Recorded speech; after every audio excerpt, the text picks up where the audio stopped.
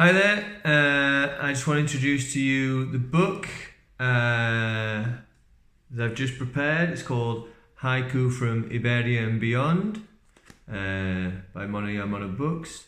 There's actually two versions, one with the round edges and one with the classic, so you can choose which one you prefer. If you're the kind of person that likes to fold pages, fold the corners, you're one of those people that like to destroy books a little bit and write them, this might be the better bet if you're a corner folder.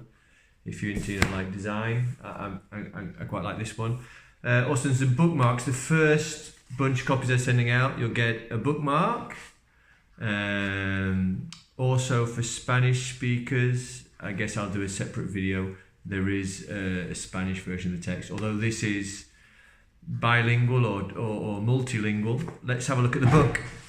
Okay, so we've got here an introduction.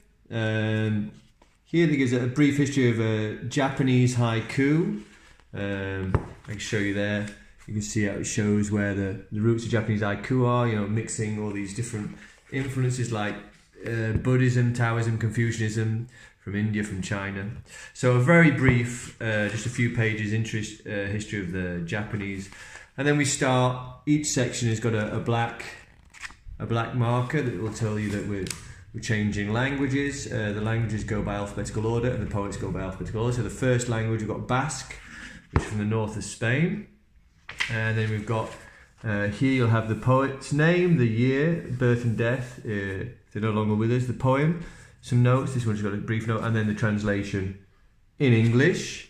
Some of them have got more extensive notes depending on how complicated they are. Some will go into the lives of the poet or the poem itself.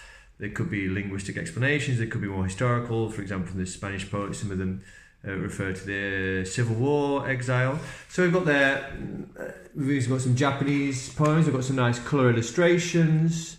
A lot of work's gone into that. These are poems by first generation immigrants mainly in Argentina and Brazil. So these are Japanese people writing Japanese haiku in Latin America. Obviously, because we've got the languages of the Iberian Peninsula, I don't know, I should have explained this in order.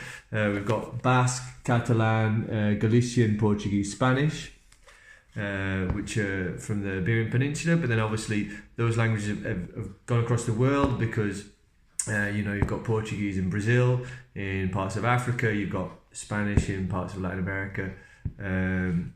So mainly Europe and America more than anything else, and mainly Spain and Portugal, the regions.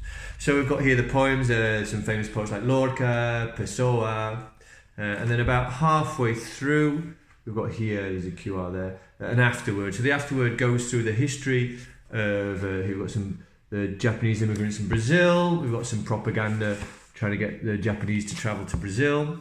Then we've got history of the Portuguese language. Then with haiku in the Portuguese language. Then we've got a history in Spanish, and then we've got the chronologies of what I've used the term minority languages because of the language that are least spoken. There's less speakers.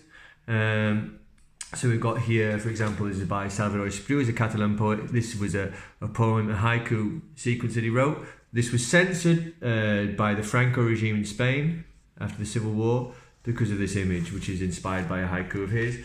So loads of history. And then we've got here for Spanish speakers, there's an appendix at the back. So all the poems that are translated into English are also translated into Spanish.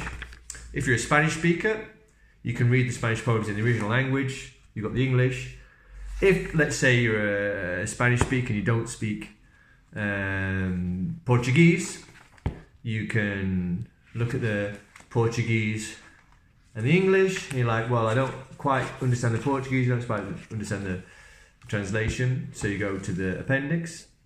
And then a bibliography, obviously, some details about the author.